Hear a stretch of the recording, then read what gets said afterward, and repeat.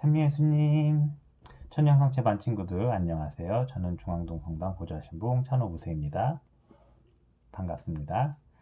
네, 이제 7과 수업을 진행하도록 하겠습니다. 7과 수업을 진행하기 앞서서 시작 기도로 성호경 바치고 기도하고 이제 공부 시작하겠습니다.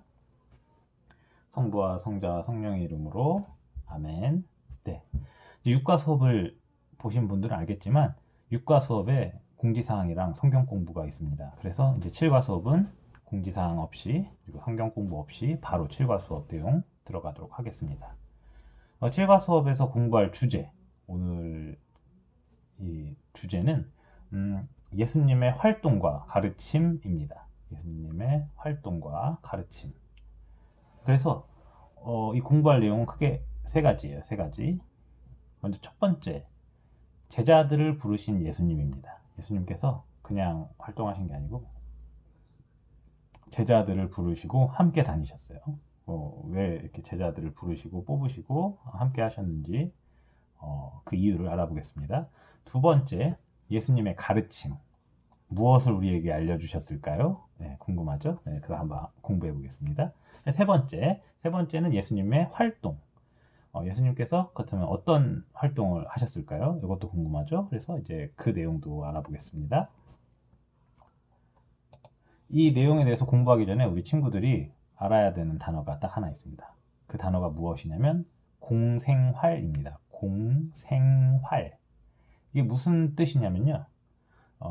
모든 사람들을 구원하시기 위해서 예수님께서 공개적으로, 공식적으로 시작하신 활동을 뜻합니다.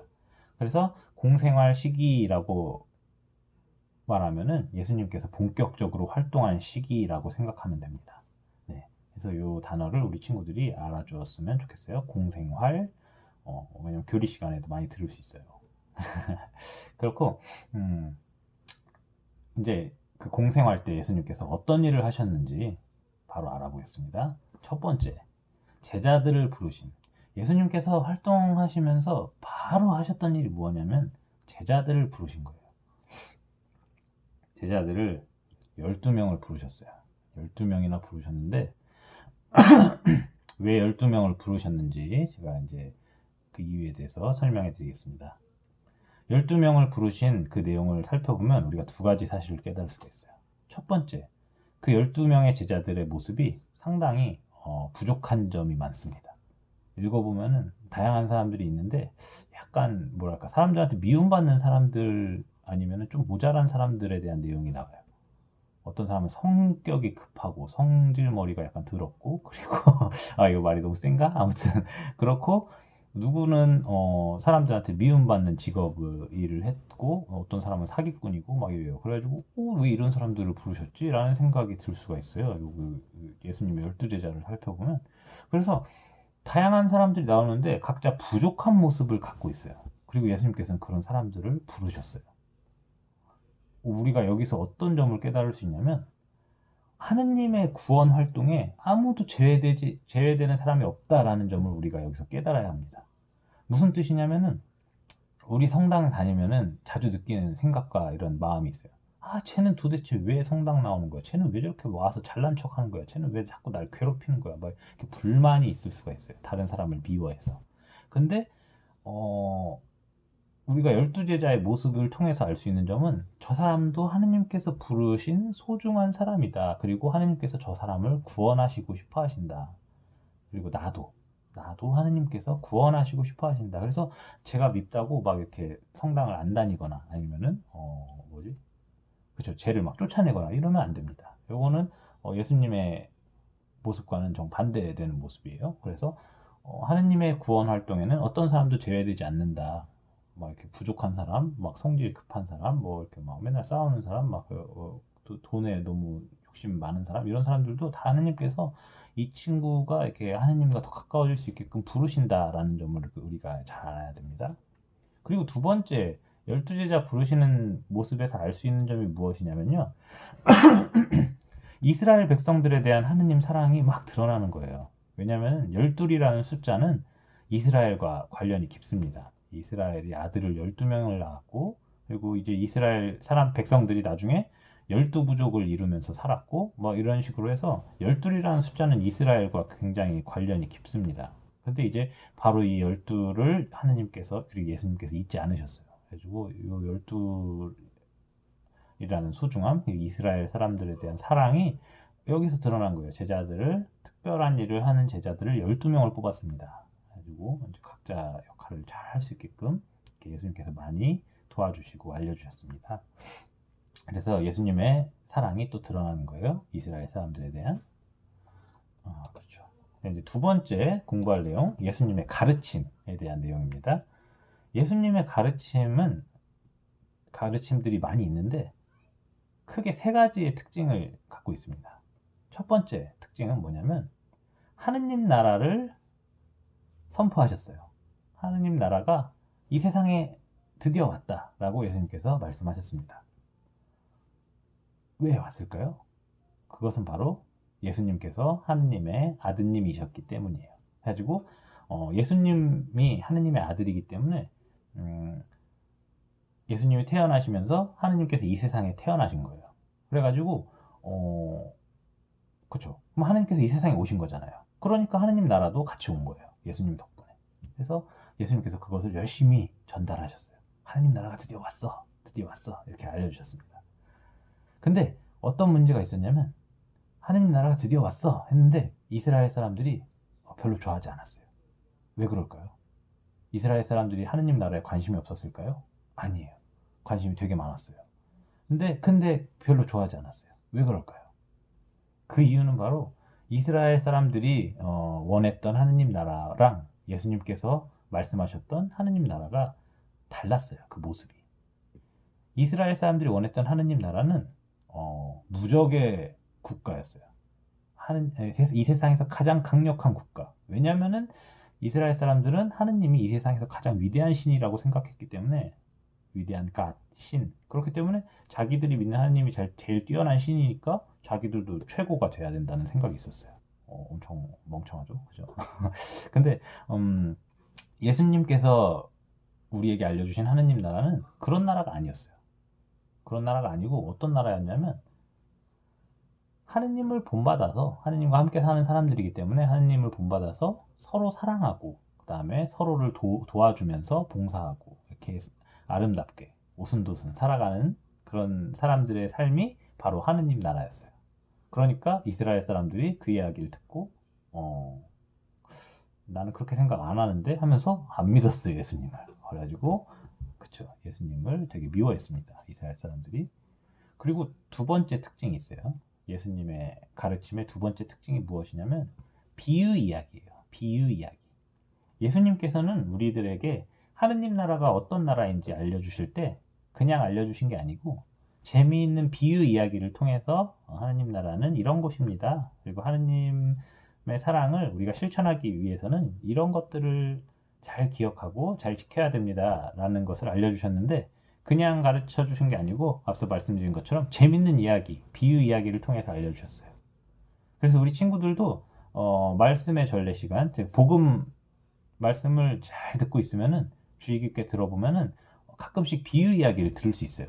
그리고 비유 이야기는 정말 재미있는 이야기가 많이 있습니다. 그래서 우리 친구들이 신약 성경 특별히 이제 복음을 이렇게 신부님이 읽어주시잖아요. 그러면 이렇게 주의 깊게 잘 들어보면 좋습니다.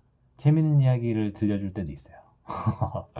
네, 진짜 재밌는 이야기가 많이 있습니다. 그래가지고 비유 이야기를 통해서 예수님께서는 하느님 나라를 우리들이 더 알기 쉽게 그리고 재밌게 접할 수 있게 알려주셨습니다. 세 번째 특징은 예수님께서 신앙생활을 우리에게 알려주셨어요. 우리들이 하느님을 사랑해야 되고 이웃들을 사랑해야 된다는 건 아는데 어떻게 하는지를 몰라요. 그쵸? 어떻게 해야 될지 모르겠어요. 그래가지고 그 방법을 예수님께서 분명하게 그리고 확실하게 알려주셨어요. 그래서 기도, 어떻게 기도하는지, 그리고 착한 일을 어떻게 해야 되는지, 선행, 그리고 어떻게 서로 사랑할 수 있는지 사랑의 방법에 대해서 예수님께서는 다시 한번 우리에게 알려주셨습니다. 그래서 이러한 예수님 가르침의 특징을 크게 세 가지로 뽑을 수 있을 것 같아요. 뭐 이제 제가 지난 시간에 이제 뭐 안식일과 관련해서 이렇게 예수님의 새로운 가르침이 이렇습니다라고 설명해 드리겠습니다라고 이제 말씀을 드렸는데요. 그 안식일에 대한 내용은 이제 예수님 대한 공부가 앞으로 2번 더 남았어요. 그래가지고 그 설명할 때 이제 한번 좀 더 자세히 말씀드릴게요. 네, 오늘은 그냥 내용에 대해서는 여기까지 하는 걸로 하겠습니다. 그리고 그 세 번째 우리가 공부할 내용 세 번째는 예수님의 활동이죠. 그래서 예수님께서 어떤 활동을 하셨을까요? 라는 내용에 대해서 알아보겠습니다.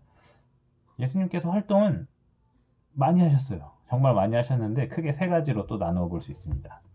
첫 번째는 복음 선포. 복음 선포인데 복음을 막 이렇게 막 말씀 많이 하셨어요. 근데 이 복음이 뭘까요? 궁금하죠? 그래서 복음이 무엇이냐면 기쁜 소식이에요. 그 기쁜 소식이 무엇이냐면 하느님 나라가 가까이 왔다는 겁니다. 그래서 하느님 나라가 가까이 왔어요. 가까이 왔어요. 이제 우리는 하느님과 함께 살 수 있어요. 라고 예수님께서 계속 말씀하셨어요. 네. 좋은 일이고 행복한 일이죠.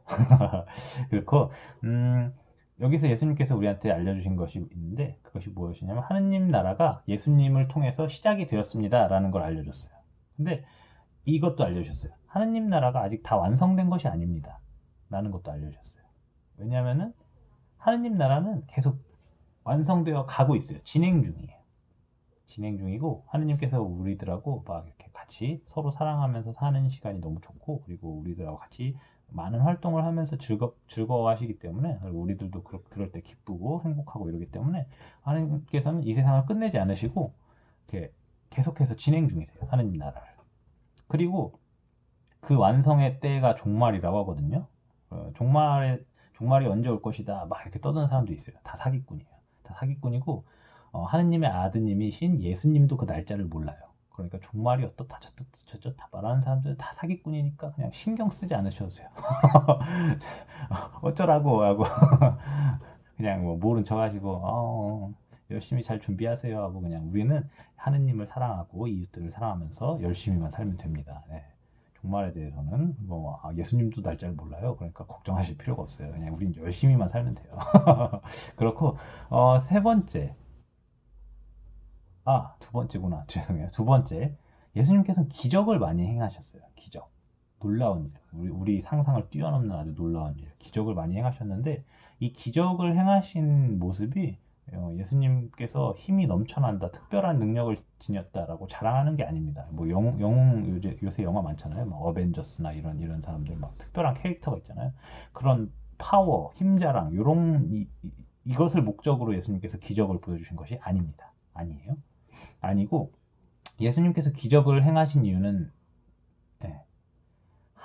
예수님 자신이 하느님의 아드님이라는 것을 알려주시기 위해서 기적을 행하셨어요. 그래서 나는 그냥 나도 평범한 사람이지만 그냥 사람이 아니고 나는 하느님의 아들인 사람이야 라는 것을 보여주신 거예요. 근데 이제 막 이렇게 자랑하듯이 보여주시진 않았어요. 예수님은 하느님을 위해서 그 활동을 하셨어요. 아버지 하느님께서 원하실 때 그 활동을 하셨어요. 그래가지고 이런 부분이 이제 또 중요한 부분입니다. 그리고 이제 기적 활동은 그렇고 이제 세 번째 활동이 무엇이냐면 성사는 무슨 뜻이냐면 거룩한 활동, 하느님과 함께하는 활동이라는 뜻이에요. 그래서 성사는 우리가 앞으로 나중에 교리할 때 또 자세하게 알려드릴게요. 성사에 대해서. 근데 이제 예수님께서도 성사의 그런 활동을 미리 우리에게 보여주셨어요. 어떤 내용이냐면 예수님께서 공생활을 시작하실 때 시작하실 때 했던 일이 뭐냐면 세례를 받으신 거예요.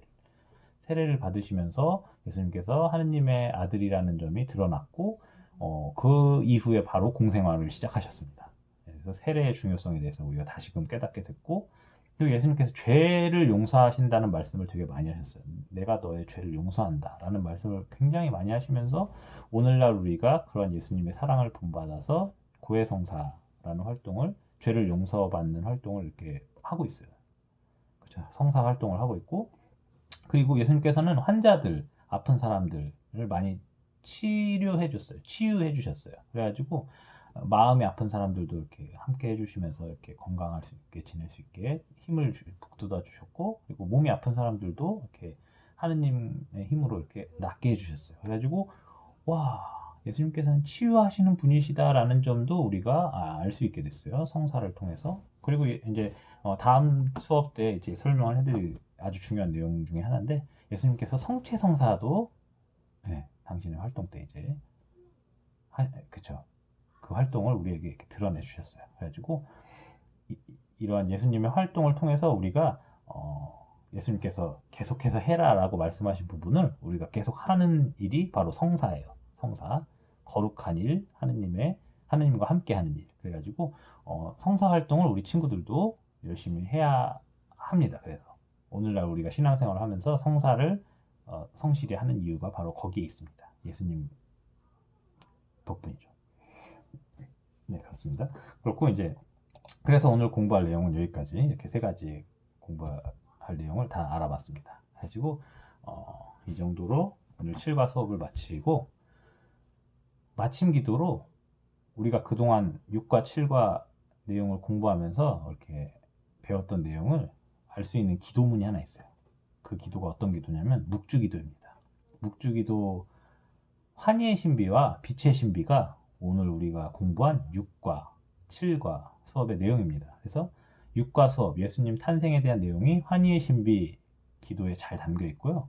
그리고 오늘 우리가 공부한 7과 예수님의 활동과 가르침에 대한 내용이 빛의 신비라는 기도에 잘 표현되어 있습니다. 그래서 우리 마침 기도로 환희의 신비 5가지, 그죠? 5단을 다 읽어보고, 그 다음에 빛의 신비도 5가지 다 읽어보고, 그리고 묵주기도는 이제 집에서 나중에, 그리고 제가 또 어떻게 하는지 알려드릴게요. 묵주기도는 나중에 하고, 일단 오늘 마침 기도로 묵주기도 환희의 신비와 빛의 신비를 이렇게 같이 읽어보면서 오늘 수업 마무리하도록 하겠습니다. 성부와 성자와 성령의 이름으로 아멘. 환희의 신비 1단, 마리아께서 예수님을 잉태하심을 묵상합시다. 환희의 신비 2단, 마리아께서 엘리사벳을 찾아보심을 묵상합시다. 환희의 신비 3단, 마리아께서 예수님을 낳으심을 묵상합시다. 환희의 신비 4단, 마리아께서 예수님을 성전에 바치심을 묵상합시다. 환희의 신비 5단, 마리아께서 잃으셨던 예수님을 성전에서 찾으심을 묵상합시다. 빛의 신비 할게요. 빛의 신비 1단, 예수님께서 세례받으심을 묵상합시다. 빛의 신비 2단, 예수님께서 카나에서 첫 기적을 행하심을 묵상합시다. 빛의 신비 3단, 예수님께서 하느님 나라를 선포하심을 묵상합시다. 빛의 신비 4단, 예수님께서 거룩하게 변모하심을 묵상합시다. 빛의 신비 5단, 예수님께서 성체성사를 세우심을 묵상합시다. 성부와 성자와 성령의 이름으로 아멘. 네, 그러면 우리 친구들 다음 수업 때 또 만나요. 빠이.